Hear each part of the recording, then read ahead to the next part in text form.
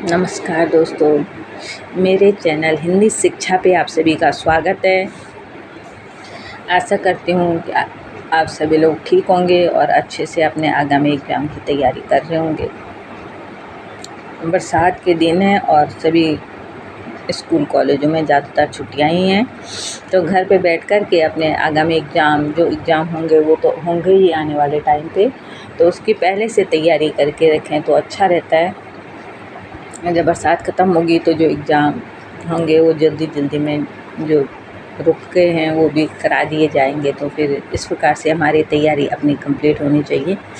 तो हिंदी में मैंने हिंदी साहित्य के इतिहास में आदिकाल को आपको अच्छे से समझा दिया है, पढ़ा दिया है। जिन्होंने वो वीडियो नहीं देखी हैं वो पहले उस वीडियो को देख लें और उसी के मैं अगला पार्ट उसी का करा रही हूँ। आदिकाल में लास्ट वो मैंने आपको बताया था कि वीडियो लंबी हो गई थी, तो इसलिए हम इससे आगे का अब अगले उसमें कराएंगे। तो इसमें कुछ छूट गया था आदिकाल में, उसके बाद मैं भक्तिकाल को आपको अच्छे से पढ़ाऊँगी। तो आदिकाल में नाथ साहित्य व सिद्ध साहित्य जो था वो छूट गया था।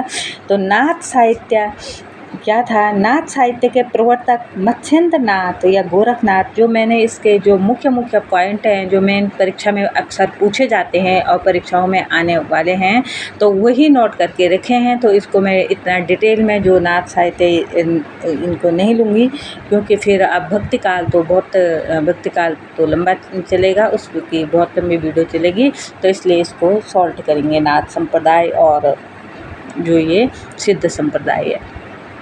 तो शुरू करते हैं आज की वीडियो। नाथ संप्रदाय के प्रवर्तक मत्स्येंद्र नाथ या गोरखनाथ माने जाते हैं। जो नाथ संप्रदाय के जो प्रवर्तक थे वो मत्स्येंद्र नाथ या गोरखनाथ थे। नाथों की संख्या 9 मानी जाती है, कितनी 9 होती है। और नाथ साहित्य के जो प्रारंभकर्ता थे, मतलब नाथ साहित्य जिन्होंने लिखा शुरू में, वो थे गोरखनाथ। और गोरखनाथ के जो गुरु थे वो थे मत्स्येंद्र नाथ, उनको मत्स्येंद्र नाथ कहा जाता था। लेकिन गोरखनाथ ने ही साहित्य रचना शुरू गोरखनाथ ने की थी, इसलिए नाथ साहित्य के जो प्रारंभकर्ता थे वो गोरखनाथ माने जाते हैं। डॉक्टर पीताम्बर दत्त बरतवाल जी ने गोरखावाणी, जो गोरखावाणी थी, पीताम्बर दत्त बरतवाल जी ने गोरखावाणी की रचनाओं का संकलन, गोरखनाथ की जो रचनाएं थी वो उनका संकलन गोरखावाणी नाम से किया। सारी जितनी भी उनकी रचनाएं थी उनको एक संकलन में रखा और जिसका नाम दिया गोरखावाणी। तो जो इनके गुरु थे, किनके? गोरखनाथ जी के जो गुरु थे वो उनका नाम मच्छंदर नाथ भी उन्हीं को कहा जाता था और मत्स्येंद्र नाथ भी कहा जाता था, जो कि एक सिद्ध संप्रदाय से कह रहे हैं ना, जो एक सिद्ध थे। और गोरखनाथ ने पतंजलि, इनके गुरु जो गोरखनाथ के जो गुरु थे वो मच्छंदर नाथ या मत्स्येंद्र नाथ कहा जाता था। और गोरखनाथ ने पतंजलि के योग को आधार बना करके, गोरखनाथ जो थे उन्होंने जो पतंजलि योग के वो माने जाते हैं प्रवर्तक, तो उनके योग को आधार बना करके एक हठ योग का प्रवर्तन भी किया था। किसने? गोरखनाथ ने। नाथों का समय 12वीं से 14वीं सदी माना जाता है। जो 12वीं से 14वीं शताब्दी थी उस टाइम जो माना जाता है जो नाथों का जो समय था।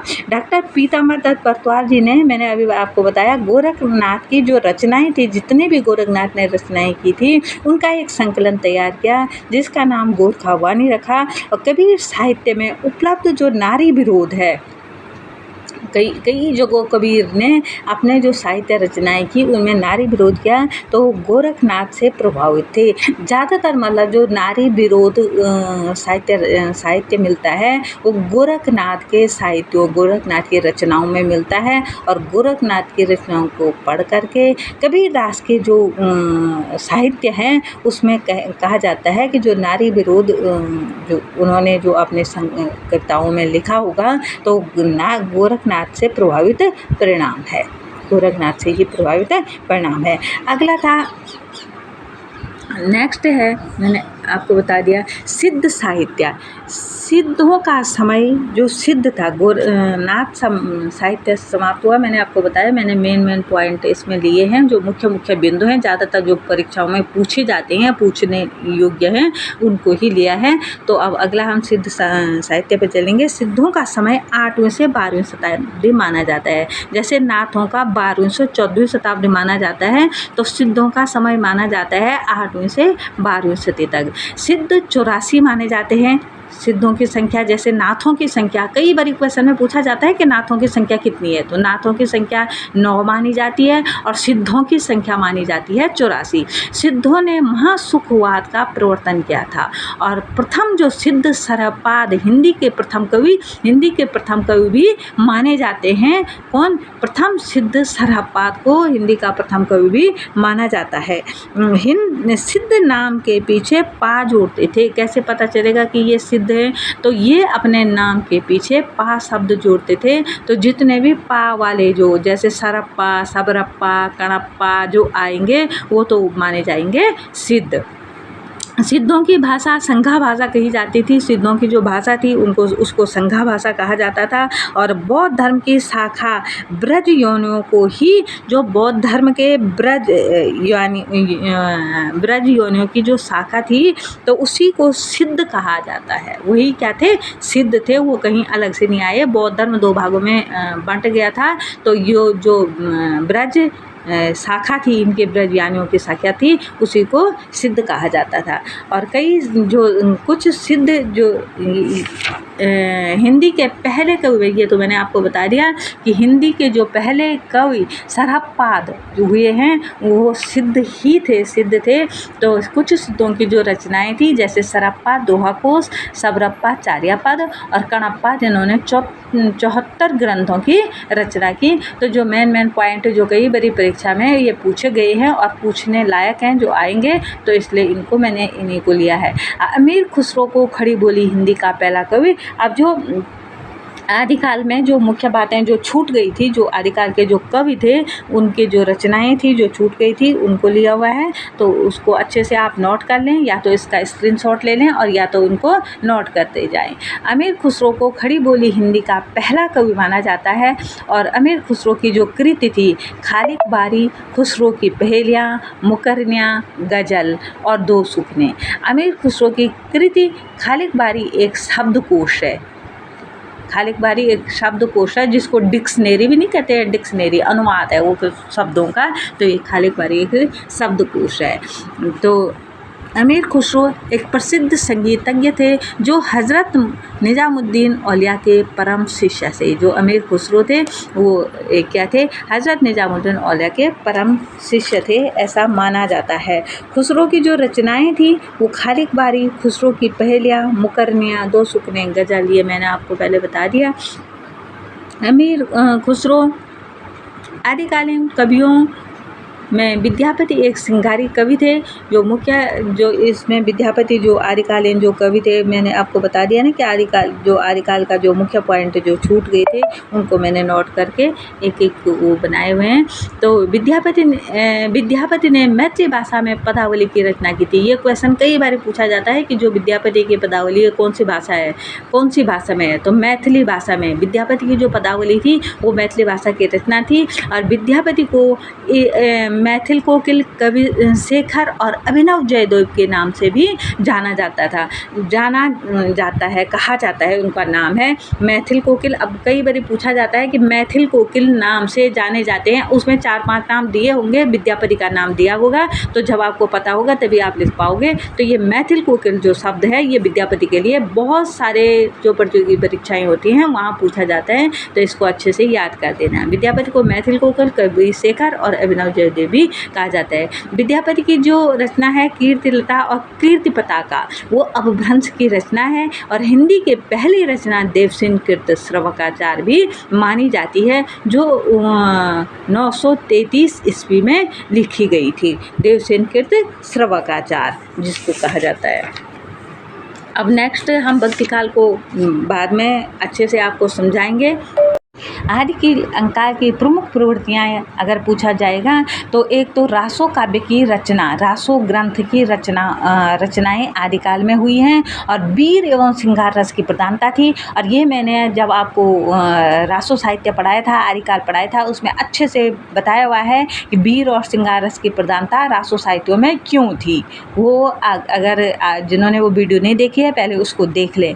और संदिग्ध प्रामाणिकता थी, कल्पना की अधिकता थी, मुक्ता एवं प्रबंध काव्यों की रचना थी, डिंगल पिंगल भाषा का प्रयोग हुआ था। ये मैंने आपको बताया हुआ है कि इन चीज़ों में संदिग्ध प्रामाणिकता क्यों थी, कल्पना की अधिकता क्यों थी, क्यों कैसे, ये सब कुछ मैंने आपको पिछले वीडियो में बताया हुआ है। और डिंगल पिंगल भाषा कौन कौन सी होती है ये तो मैंने आपको बता दिया, फिर भी बता देती हूँ। डिंगल भाषा अपभ्रंश प्लस राजस्थानी भाषा जो मिली जुली है वो डिंगल कही जाती है, और अपभ्रंश प्लस ब्रज भाषा जो मिली है उसको पिंगल कहा जाता है।